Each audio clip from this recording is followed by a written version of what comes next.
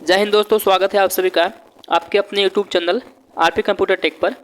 आज के इस सेशन में हम बात करने वाले हैं माइक्रोसॉफ्ट ऑफिस के अंतर्गत आने वाले एमएस एक्सेल के बारे में। ठीक है, जैसा कि हमने पिछली वीडियो में बताया था कि एमएस ऑफिस जो है ये एक सॉफ्टवेयर पैकेज है और इसके अंतर्गत कुल 5 सॉफ्टवेयर्स आते हैं। जैसे एमएस वर्ड हो गया, एक्सेल हो गया, पावर पॉइंट हो गया, ठीक है, एक्सेस हो गया और आउटलुक हो गया। तो ये खास 5 सॉफ्टवेयर्स आते हैं जिसमें से हमने आपको पहले वाली वीडियो में एमएस वर्ड के बारे में बता दिया है। आज के हम वीडियो में बात करने वाले हैं एक्सेल के बारे में। ठीक है, एमएस एक्सेल के बारे में बता दें तो एमएस एक्सेल का जो यूज होता है वो बेसिकली आपके क्या बोलते हैं ऑफिस में, या आप कोई भी ऑफिशियल काम कर रहे हैं वहाँ पर इसका यूज कर सकते हैं, घर पर यूज कर सकते हैं, किसी बिल को बनाने में कर सकते हैं, ठीक ना, या कोई कैलकुलेशन करना हो, लंबा चौड़ा कैलकुलेशन हो, उसको भी आप सॉल्व कर सकते हैं। मतलब बहुत सारे ऐसे कार्य हैं जिनके माध्यम से आप माइक्रोसॉफ्ट एक्सेल को यूज करके कर सकते हैं। ठीक है, तो बहुत सारे इसका यूज है और आप कंपटीशन की तैयारी कर रहे हैं तो एक्सेल से संबंधित क्वेश्चन आप चाहे CCC हो या आपका बैंक हो या SSC हो या कोई भी PCL संबंधित कोई भी एग्जाम आता है जहाँ पर कंप्यूटर से संबंधित प्रश्न बनते हों तो MS एक्सेल से प्रश्न बनने अवश्य बनते हैं। तो चलिए स्टार्ट करते हैं आज का वीडियो। चलिए स्टार्ट करते हैं, देखते हैं माइक्रोसॉफ्ट एक्सेल। माइक्रोसॉफ्ट एक्सेल क्या होता है? तो माइक्रोसॉफ्ट एक्सेल एक पावरफुल स्प्रेडशीट प्रोग्राम होता है जो आपके डेटा को व्यवस्थित करने में यूज होता है।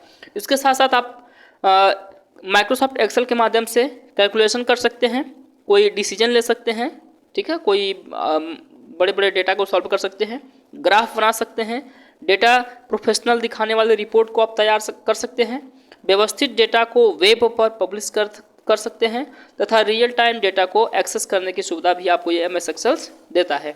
मतलब कहें तो बहुत सारे कार्यों को आप आसानी से एमएस एक्सेल के माध्यम से कर सकते हैं।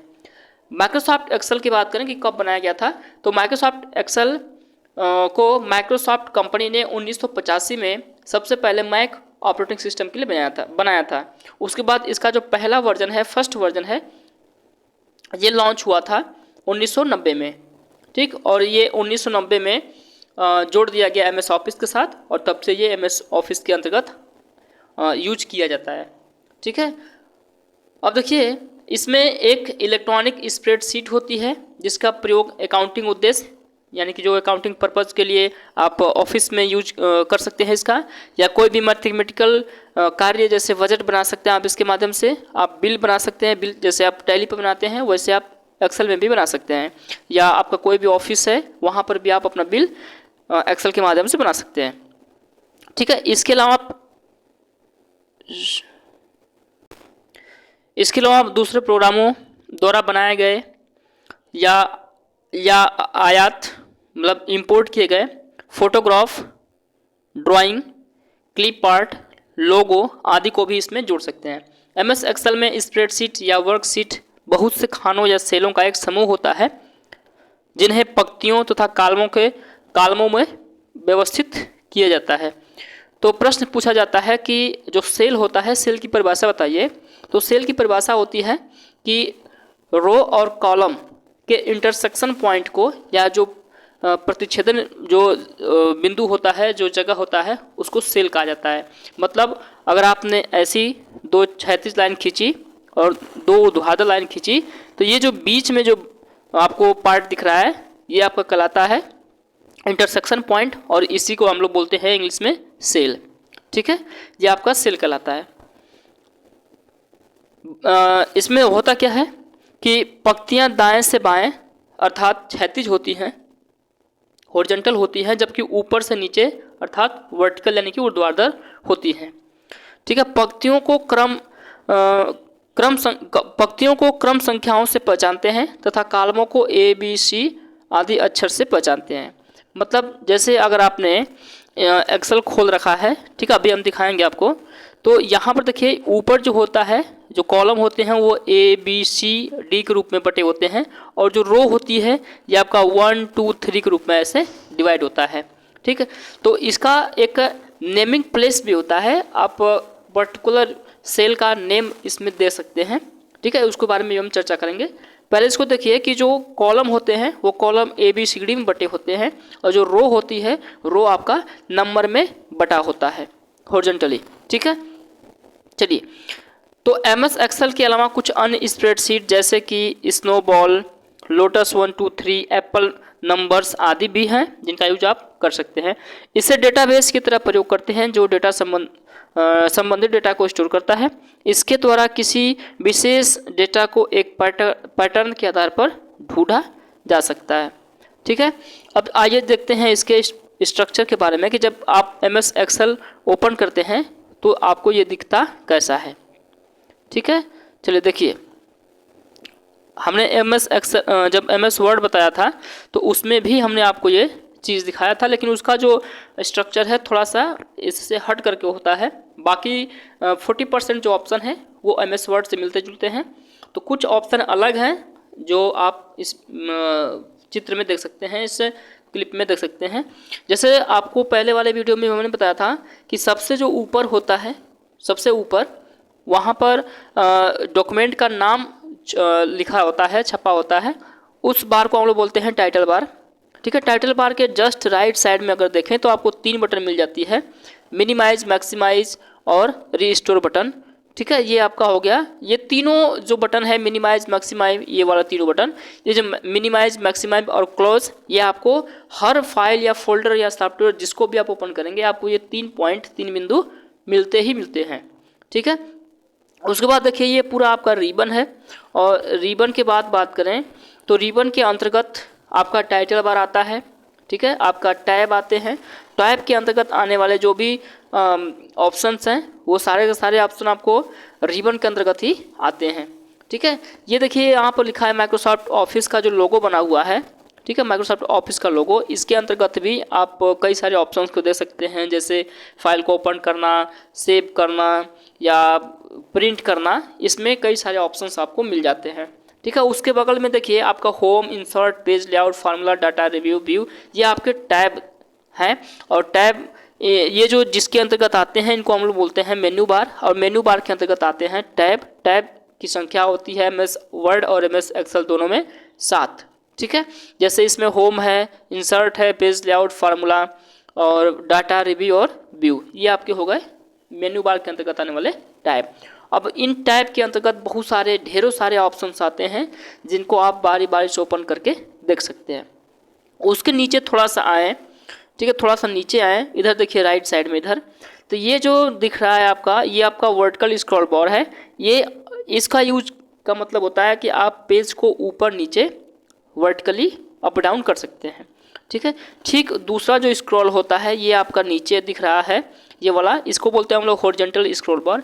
इसका यूज बेसिकली किया जाता है पेज को लेफ्ट टू राइट यानी कि दाएं से बाएं में खसकाने के लिए। ठीक है, अब हम बीच में आए तो बीच में देखिए ये जो ABCD करके लिखा हुआ है ये आपका नंबर ऑफ कॉलम है। ठीक है, नेम ऑफ कॉलम है। और जो यहाँ आएंगे नीचे आप 1 2 3 जो करके लिखा हुआ है ये आपका नंबर ऑफ रो लिखा हुआ है। ठीक है, मतलब आप जो हॉरिजॉन्टली लाइन जो ड्रॉ की गई है इसे हम लोग बोलते हैं रो। रो का नंबरेशन होता है 1 2 3 4 5 6 7 से। ठीक है, और जो कॉलम होता है, कॉलम का जो नेमिंग होता है वो ABCD के रूप में होता है। ठीक है, बात करें हम आगे इसके, तो ये जो पहला आपको दिख रहा होगा यहाँ पर, ये आपका एक्टिव सेल है, मतलब यहाँ से आप टाइप करना स्टार्ट कर सकते हैं। ठीक है, उसके बाद देखिए यहाँ पर ये आपका कॉलम एंड हेडिंग है, ये आपका रो हेडिंग है। उसके नीचे थोड़ा सा आएंगे तो आपको सीट टाइप स्क्रॉलिंग बटन दिख जाएगा। यहाँ से आप एक सीट से दूसरी सीट, तीसरी सीट पर आप जा सकते हैं। ठीक है, उसके नीचे आप स्टेटस बार देख सकते हैं, इसका स्टेटस क्या होता है। उसके बाद आप जस्ट साइड में आप वर्कशीट टैब देख सकते हैं।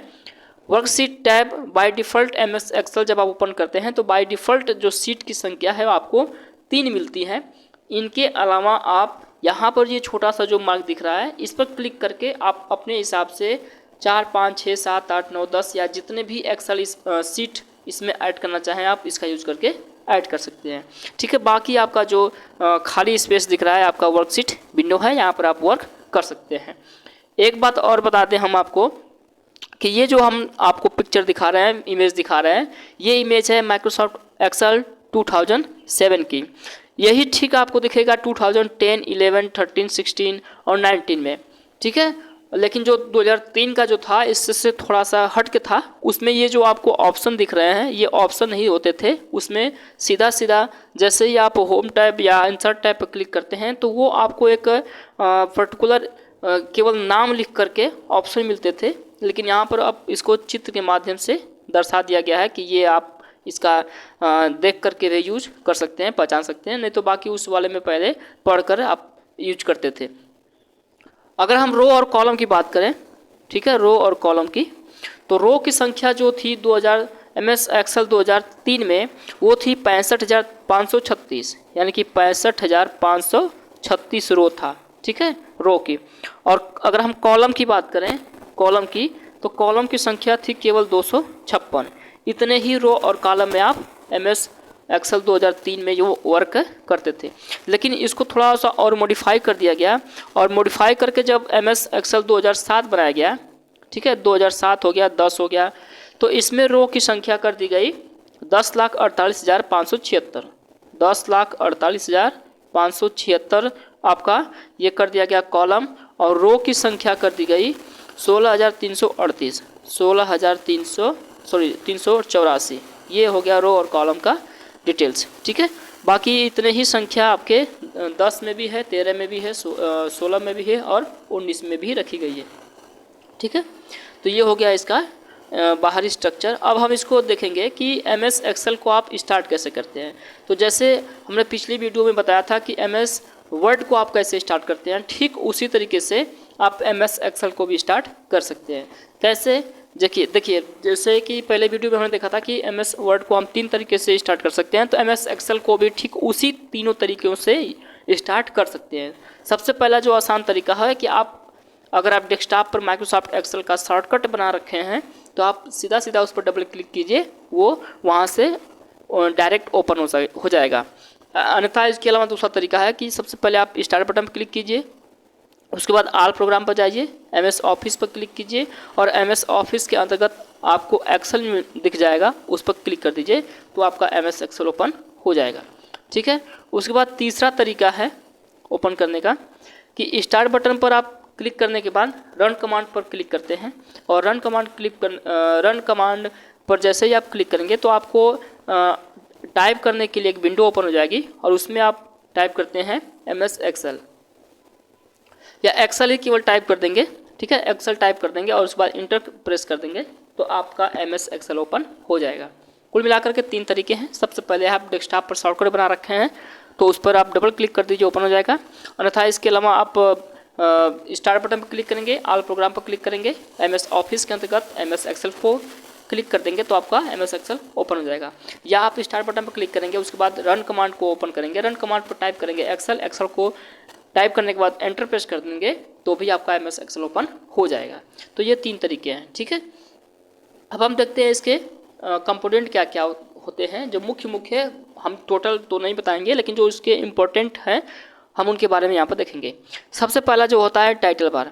टाइटल बार कैसे, टाइटल बार में क्या होता है, तो ये माइक्रोसॉफ्ट एक्सेल की विंडो में सबसे ऊपर एक रिबन पट्टी दिखाई देती है, होती है, जो फाइल के नाम तथा जिस सॉफ्टवेयर्स में फाइल खुली है उस सॉफ्टवेयर्स का नाम यहाँ पर दिखाई देता है। उसके बाद उसके थोड़ा सा साइड में आएंगे, रिबन आपको दिखता है। यह स्क्रीन के टॉप पर टाइटल बार के नीचे एक पट्टी होती है। इसमें किसी कार्य को करने के लिए आदेशों का एक चैनल यानी कि पैनल कमांड होता है। इन आदेशों के पैनल को एक टैब के साथ जोड़ दिया जाता है। जब हम टैब पर क्लिक करते हैं तो ये पैनल इसी रिबन पर दिखाई देते हैं। इस रिबन को छिपाया भी जा सकता है। टैब आते हैं इसके अंतर्गत बहुत सारे। टैब की बात करें तो MS एक्सेल में टाइटल बार के नीचे मेन्यू बार होता है। इस मेन्यू बार में लगे हुए बटन को टैब कहते हैं, ठीक है। ये टैब की परिभाषा हो गई, कहाँ होता है और क्या किसे कहते हैं ये आप यहाँ पर देख लिए। जैसे होम टैब हो गया, इंसर्ट टैब हो गया, पेज लेआउट टैब हो गया, formula tab, data tab, review और व्यू टैब होते हैं। इन टैब के साथ कुछ सहायक कमांडें भी होती हैं जिनका प्रयोग कार्य के दौरान कभी भी करना पड़ता है। जैसे आपको कुछ टैब दिख जाएंगे, जैसे होम कमांड के अंतर्गत, अरे होम टैब के अंतर्गत आपको दिखेगा सॉरी क्लिपबोर्ड आपको दिखेगा सबसे पहले। तो क्लिपबोर्ड में किसी सेल को डेटा या टेक्स्ट को कट कॉपी पेस्ट करने के लिए कमांड इसमें रहता है। कट या कॉपी किया हुआ डेटा क्लिपबोर्ड में स्टोर हो जाता है, जिसे आप आगे कहीं भी पेस्ट कर सकते हैं। होम टाइप के अंतर्गत आपको मिल जाएगा दूसरा ऑप्शन अलाइनमेंट। अलाइनमेंट का क्या मतलब होता है, इसका प्रयोग किसी सेल में टेक्स्ट के अलाइनमेंट को बदलने के लिए करते हैं। इसमें दो प्रकार के अलाइनमेंट होते हैं, ऊर्ध्वाधर अलाइनमेंट और क्षैतिज अलाइनमेंट। ठीक है, ऊर्ध्वाधर मतलब वर्टिकल और क्षैतिज मतलब हॉरिजॉन्टल।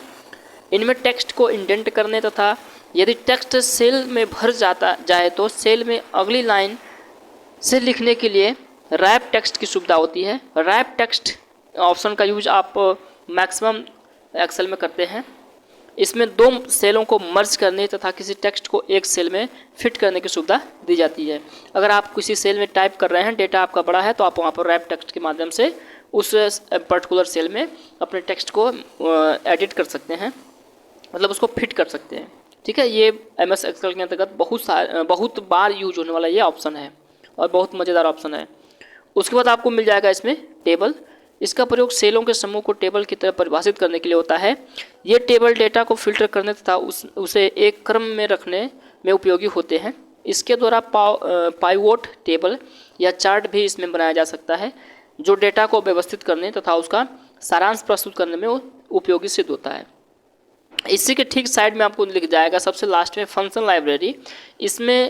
इनमें अनेक प्रकार के फंक्शन जैसे कि मैथमेटिकल फंक्शन, लॉजिकल फंक्शन तथा त्रिकोणमितीय फंक्शन दिख जाते हैं जो कैलकुलेशन में यूज किए जाते हैं। जैसे कि सम आपको दिख जाएगा, ये सम का यूज होता है नंबर्स को जोड़ने के लिए। And, if, lookup, average, date आदि बहुत सारे इसमें फार्मूले आपको दिख जाएंगे।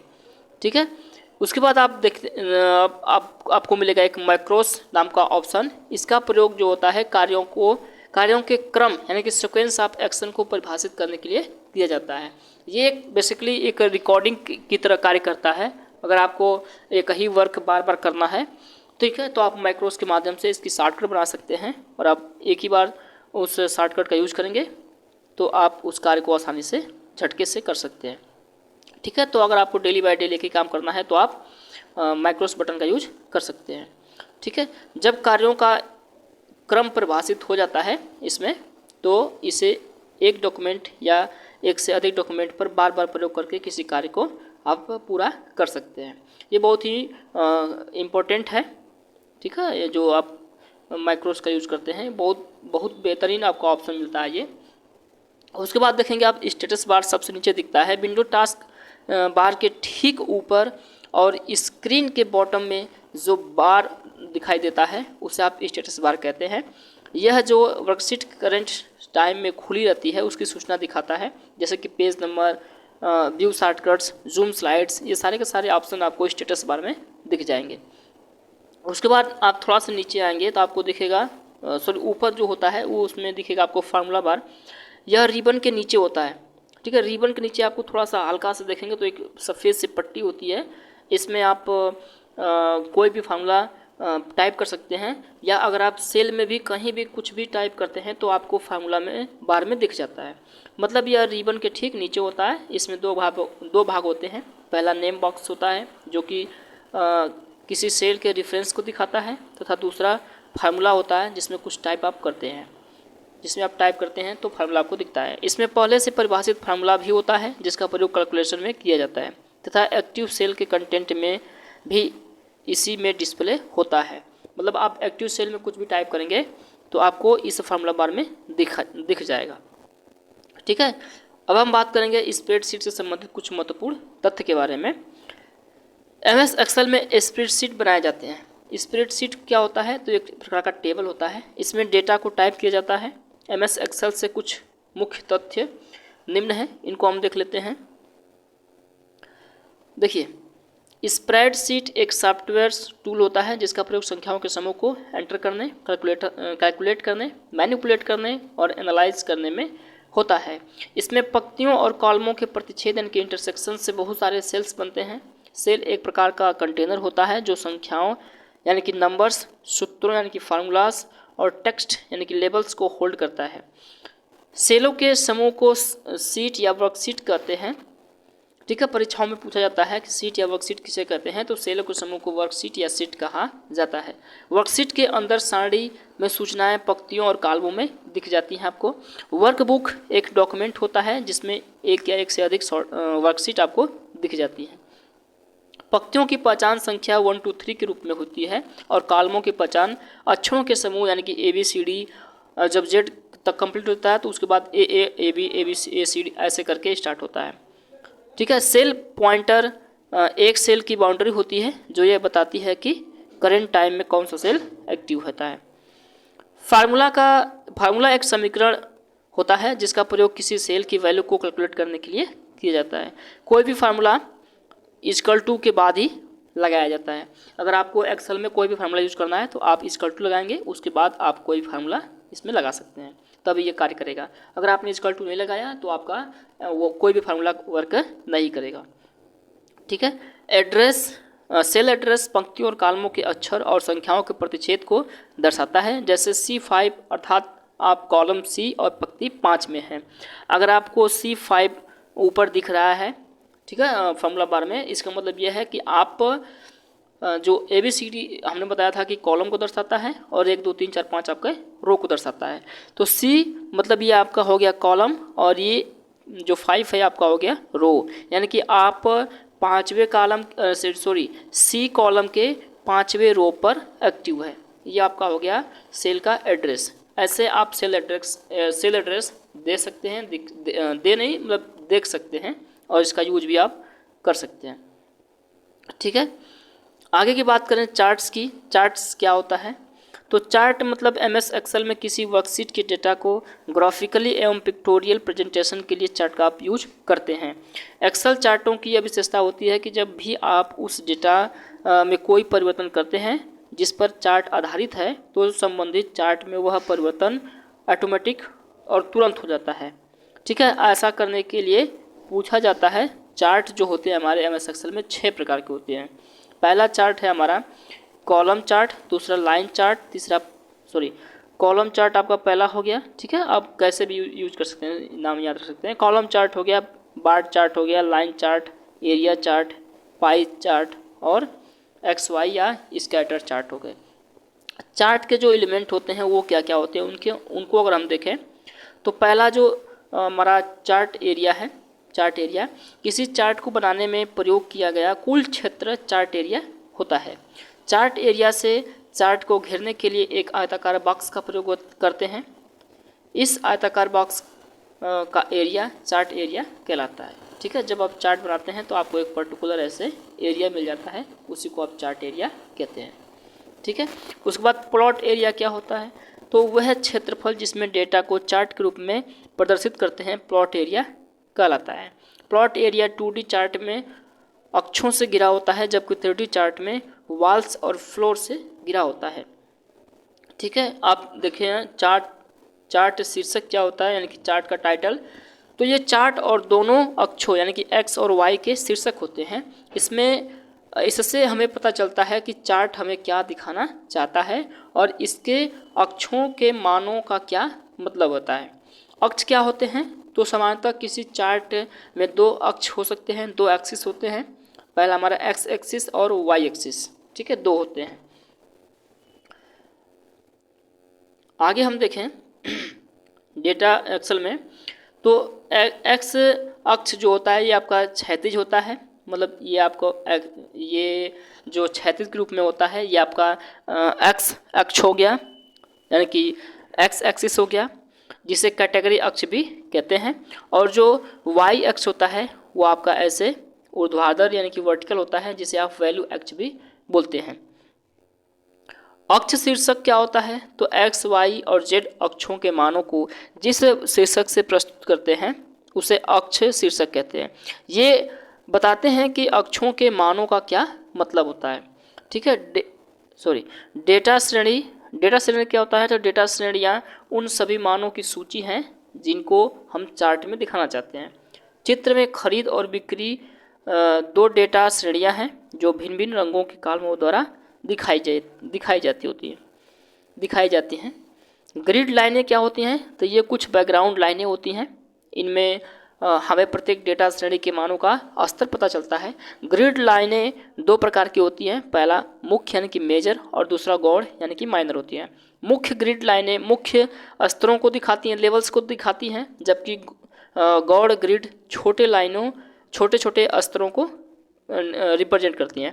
एक्स अक्ष की ग्रिड लाइनें ऊर्ध्वाधर होती हैं, जबकि वाई अक्ष की ग्रिड लाइनें क्षैतिज यानी कि हॉरिजॉन्टल होती हैं। उसके बाद इसका एक एलिमेंट है, एक इसका भाग है लीजेंड। लीजेंड क्या होता है कि तो लीजेंड ये हमें चार्ट में उपयोग किए गए विभिन्न प्रकार के कॉलमों, रेखाओं, बिंदुओं और रंगों का अर्थ बताती हैं। सामान्यतः प्रत्येक डेटा श्रेणी के लिए एक संकेत होता है जो चार्ट में दिखाया जाता है। संकेतों को दाएं बाएं, ऊपर नीचे या किसी कोने में कहीं भी दिखाया जा सकता है। चित्र में संकेत नीचे दिखाई देते हैं। ठीक है, आपको चार्ट के अंतर्गत डेटा लेवल मिल जाएगा। ये क्या होता है, तो ये डेटा श्रेणी के वास्तविक मान होते हैं जो चार्ट में उस मान को व्यक्त करने वाले कॉलम, रेखा या चिन्ह के पास ही दिखाए जाते हैं। इसके बाद हम बात करेंगे डेटा सारणी की। तो डेटा टेबल का मतलब कि यह एक साधारण सारणी होती है जिसमें सभी डेटा श्रेणियों के मान दिखाए जाते हैं। यह सारणी चार्ट में किसी कोने पर दिखाई देते हैं। ठीक है, तो ये हो गए आपके मेन जो उसके अंतर्गत आने वाले ऑप्शन हैं उनके बारे में। अब हम बात करेंगे MS एक्सेल के शॉर्टकट कीज और उनके डिस्क्रिप्शन के बारे में।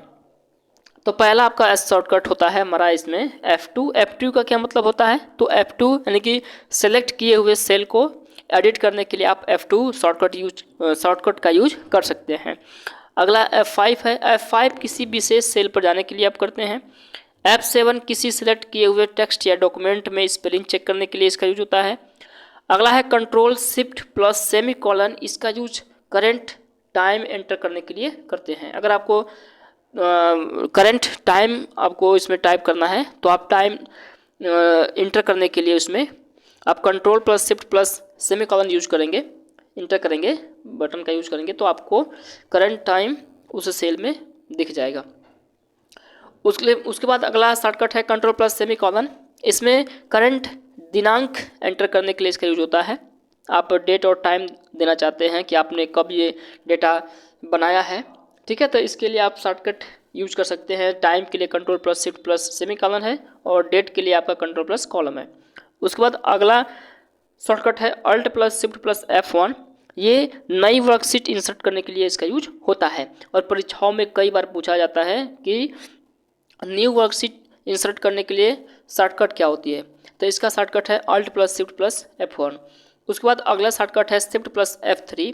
इसका यूज होता है एक्सेल फार्मूला विंडोज़ को ओपन करने के लिए। अगला शॉर्टकट है शिफ्ट प्लस F5। इसका यूज सर्च बॉक्स लाने के लिए या खोलने के लिए किया जाता है। ठीक है, आगे हम बात करें कंट्रोल प्लस 10 की। ठीक है, शॉर्टकट अगला है कंट्रोल प्लस 10। तो करंटली चुने हुए वर्कशीट को मैक्सिमाइज करने के लिए कंट्रोल प्लस 10 का यूज होता है। कंट्रोल प्लस F6 क्या है, तो खुली हुई वर्कबुक या विंडोज़ के मध्य एक वर्कबुक से दूसरी वर्कबुक या एक विंडो से दूसरे विंडो पर जाने के लिए हम कंट्रोल प्लस F6 का यूज करते हैं। ठीक है, आगे देखें और भी बहुत सारे शॉर्टकट्स हैं MS एक्सेल में।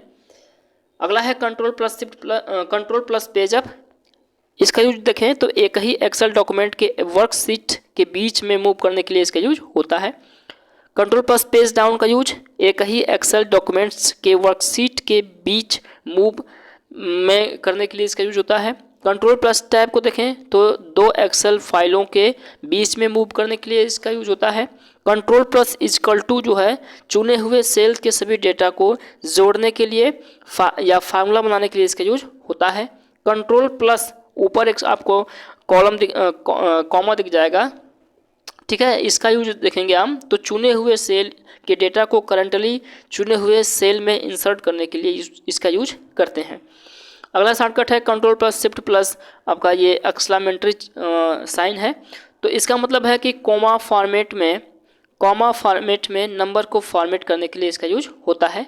अगला शॉर्टकट है कंट्रोल प्लस शिफ्ट प्लस $। ये करेंसी फॉर्मेट में नंबर फॉर्मेट करने के लिए इसका यूज होता है। अगला है control plus shift plus hash. इसका यूज देखें तो डेटा फॉर्मेट में नंबर को फॉर्मेट करने के लिए होता है। कंट्रोल प्लस शिफ्ट प्लस @ इसका यूज टाइम फॉर्मेट में संख्याओं को फॉर्मेट करने के लिए होता है। अगला है कंट्रोल प्लस स्पेस। संपूर्ण कॉलम को सिलेक्ट करने के लिए कंट्रोल प्लस स्पेस का यूज होता है। आप एक ही बार में पूरे के पूरे कॉलम को कंट्रोल प्लस शिफ्ट का यूज करके सिलेक्ट कर सकते हैं, पूरे इंटायर पेज को। शिफ्ट प्लस स्पेस का यूज संपूर्ण पंक्तियों यानी कि रो को सेलेक्ट करने के लिए इसका यूज होता है। आगे है control plus shift plus percentage, प्रतिशत फॉर्मेट में नंबर को फॉर्मेट करने के लिए इसका यूज होता है। ठीक है, तो ये हो गए इसके शॉर्टकट्स और इसका डिस्क्रिप्शंस। अब हम इसके बारे में कुछ स्पेशल बात कर लें कि एम एस एक्सेल से संबंधित प्रश्न कैसे कैसे बन सकते हैं। तो एम एस एक्सेल में उत्पन्न की गई नई वर्कबुक में बाय डिफ़ॉल्ट 3 वर्कबुक होती हैं, वर्कशीट होती हैं। ठीक है, परीक्षाओं में कई बार पूछता है कि जब आप एम एस एक्सेल ओपन करते हैं तो बाय डिफ़ॉल्ट कितनी सीट या वर्कशीट दिखती है, तो आंसर होगा इसका 3। आगे है कि एक्टिव सेल वह सेल होता है जिसमें आप करंटली काम कर रहे होते हैं। एम एस एक्सेल का फाइल फॉर्मेट या एक्सटेंशन जो होता है वो .xls होता है, ये बहुत इंपॉर्टेंट है, इसको आप याद रखेंगे। उसके बाद बात करें हम इलस्ट्रेशन ग्रुप के द्वारा पिक्चर्स, क्लिप आर्ट, शेप और स्मार्ट आर्ट आप इंसर्ट करा सकते हैं। डॉलर चिन्ह, यहाँ पर आपको दिख जाएगा डॉलर चिन्ह। डॉलर चिन्ह के द्वारा किसी सेल के लोकेशन को एक फिक्स्ड पोजीशन पर आप लॉक कर सकते हैं, ये इसका मतलब होता है। उसके बाद स्टैक्ड बार कॉलम को देखें तो किसी अद्वितीय वस्तु का सभी वस्तुओं से संबंध को यह बताता है। स्कैटर क्या होता है? स्कैटर मानों यानी कि वैल्यू के युग्म की तुलना करता है। चार्ट विजार्ट क्या होता है? तो इसका प्रयोग एम एस एक्सेल में चार्ट बनाने के लिए होता है। एम्बेडेड क्या होता है? तो चार्ट एक प्रकार का चार्ट होता है जो पहले से बनी हुई शीट पर खींचा जाता है। ठीक है, तो दोस्तों ये रहा हमारा एम एस एक्सेल से संबंधित कुछ बेसिक नॉलेज। ठीक है, अब इसके आगे हम देखेंगे पावर पॉइंट को, जो हम अगले वीडियो में बनाएंगे। और जब ये तीनों कंप्लीट हो जाएगा तो हम एम एस ऑफिस से के अंतर्गत बनने वाले जितने भी MCQ हैं उनकी वीडियो हम आपको लेकर आएंगे आपके लिए। ठीक है, तो बन रहे वीडियो पर। और आपको वीडियो अगर अच्छी लगी हो, अगर आप इसको थ्योरी लिखना चाहते हैं तो आप इसको थ्योरी के माध्यम से भी देख सकते हैं और आप अपने नोटबुक में उसको नोट राइट कर सकते हैं, नोट डाउन कर सकते हैं। तो आज की वीडियो में बस इतना ही। जय हिंद, जय भारत।